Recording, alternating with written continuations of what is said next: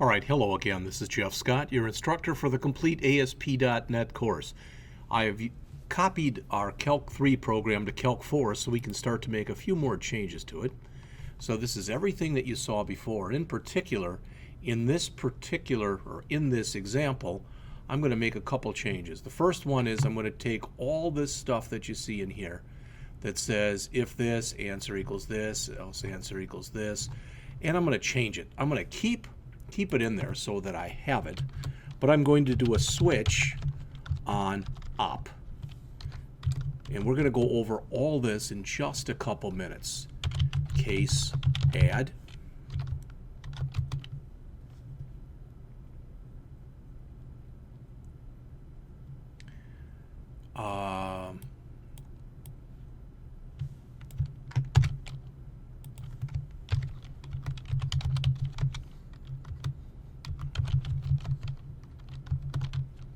Oops.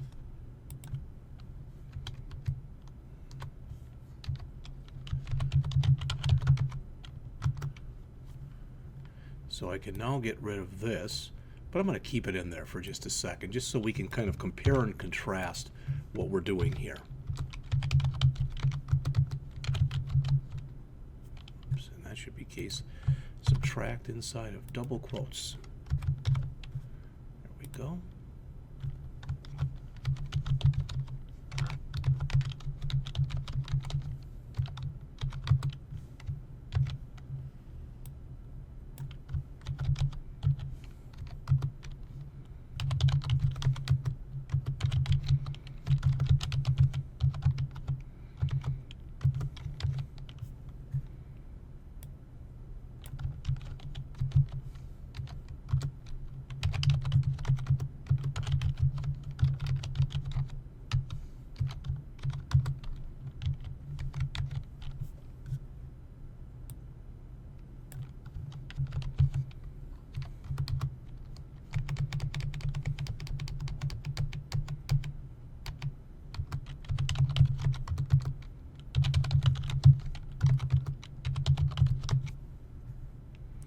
All right, if you remember, this is the way it was written before.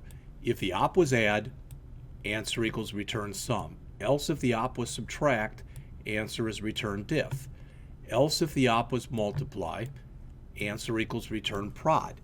Else if the answer is divide, answer equals return quote. Else if op equal mod, answer equal return mod, and then we return the answer. What we've replaced that with is what's called a switch statement. You switch on something that has to be in parentheses. We're switching on op, and since op is a string, whatever we put in here for our cases must be a string. Strings must be enclosed within double quotes. So this is like saying if op equals add, then do this. And you need the word break here, because if you don't put a break in, it falls down into the next case, and it would actually call all of them if we left all those breaks out. So what we've done is we've taken this series of if statements, so lines 172 through 194, so about 23 lines, and we changed it from 146 to 170, again about 23 lines. So you might look at that and say, well, gee, it didn't really buy us anything. Well, I don't know if that's true or not, because I'm going to remove this now. And what some people think is by using this, what it buys you is some clarity in code. It's a little cleaner to look at this. Again, you may agree, you may not agree. But I'm going to save this, and I'm going to run the program again and make sure that the stuff still works. Let's try numbers that we know are whole now, and stuff that will work. 128, 112, 960, 15, and that actually should be 0. Okay, so we haven't broken anything. Always, always, always, when you make changes, go back and test them. Now I can go do the same one here. I've got an if this, then do this, else do this, else do this. So I can, again, go back and write in here a switch. And what I'm going to do a switch on is this long thing that's in here.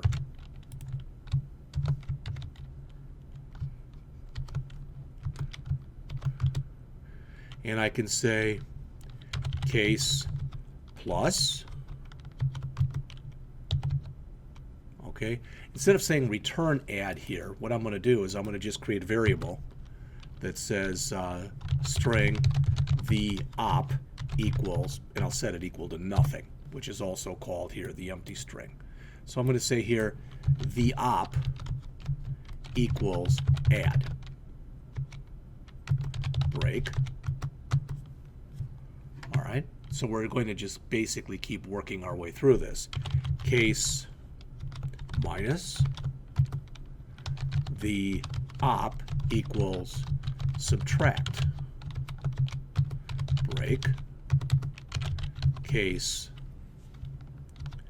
asterisk the op equals multiply. Break.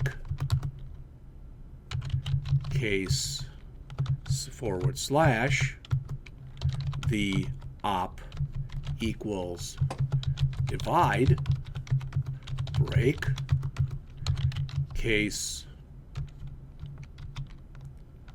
modulo symbol the op equals mod. I think we said modulo here. Break. And we can have a default in here, which basically just will say the op equals, and we'll set it, even though it's set to nothing right now, we'll just make sure it's set to nothing. Break. All right. So we've replaced this kind of long-winded if statement. We've replaced it with a case statement that looks a little crisper, for lack of better words. So I'm going to remove this. And now we have to make sure that at the bottom, because we may have an error right there, right now, because we're never returning this. So there's, so what are we doing? Private int, answer equals this. No, I went up. Private string. So that's why we got the error right now. So the op, all that good stuff. Now we're going to say return the op. So that will return the word modulo, or the word divide, or the word multiply, or the word subtract, or the word add. Got rid of all our errors. I'm going to save and run the program again.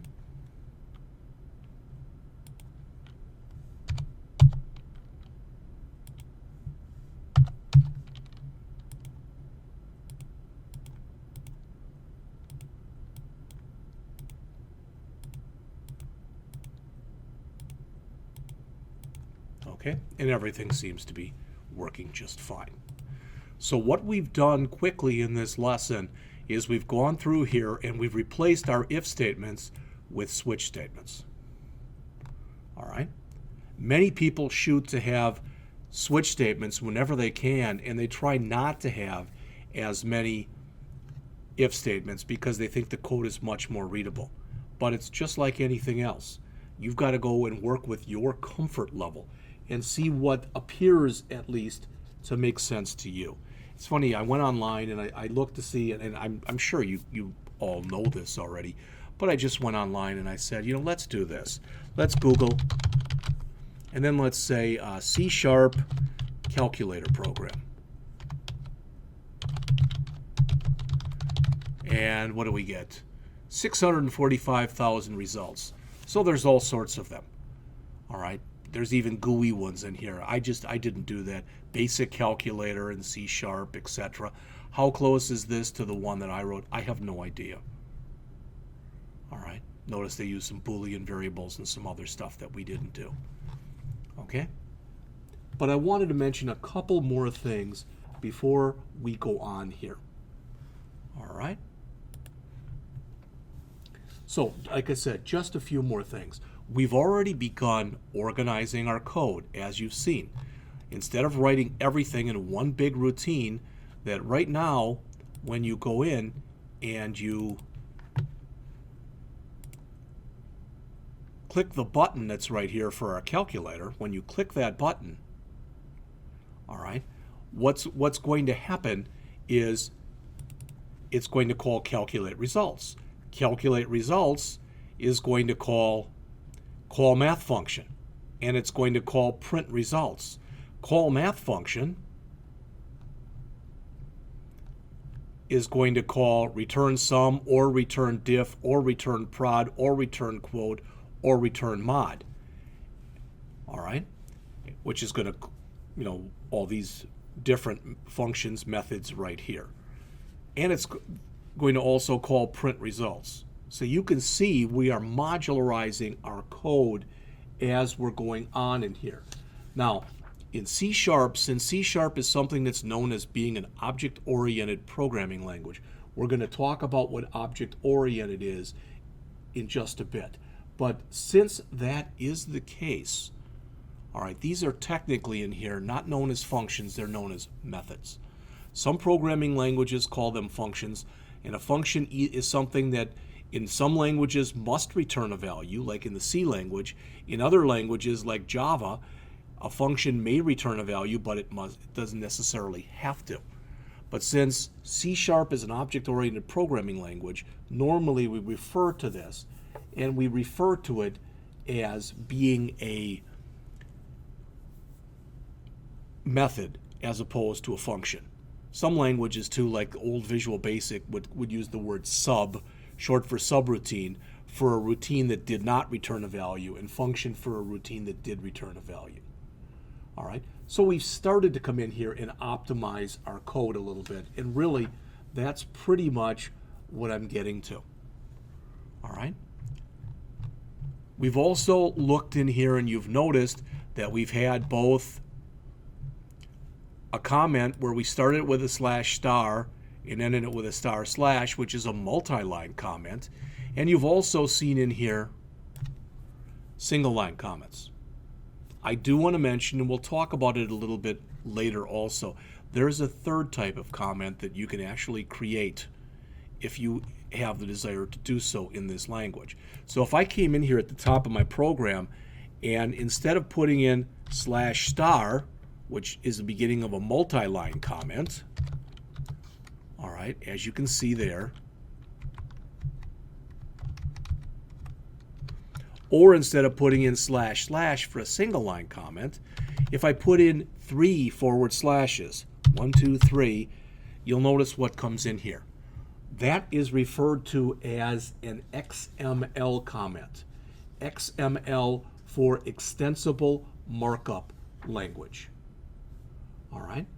And the reason that you may decide, and you may very rarely if ever use these, but XML comments are comments you add as XML elements. All right? And sometimes you put them into your code to describe the code's purpose. Okay? And sometimes you don't put them in at all. But if I wanted to explain, and this isn't a great example, so let me remove this. But if I wanted to come in here, for example, let's say, let's use one that's got quite a few there. So if I wanted to come in here and put in an XML comment, the reason I might do that, notice it tells me the parameters. So it's letting me know what the parameters that are expected in here are. And if I wanted to do that, what I could put in here is I could put the first number, or the number in the first text box.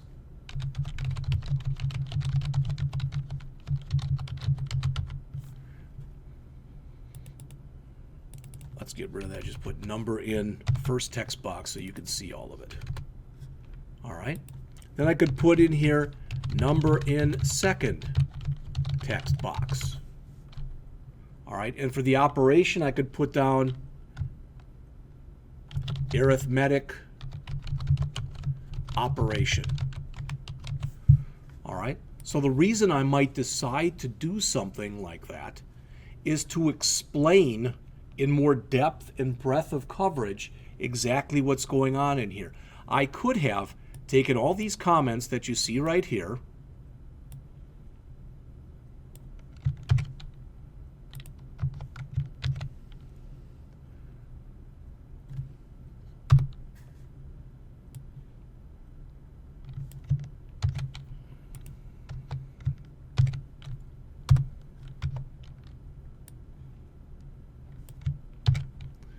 and if I had done this, then really there would have been no need to have these comments right here. So some people, in lieu of using a lot of regular standard comments, use XML comments because they can, as you can see, provide additional information. Now I'll leave that in there just so you can see what's going on. All right. All right, what we will talk about in the next lecture are a couple things. We're going to talk about the app code folder. We're going to talk a little bit about namespaces. And then we're going to go back and we're going to rewrite this calculator, but we're going to rewrite it in a totally object-oriented way, and that will give me the chance to start to explain to you the fundamentals of object-oriented programming.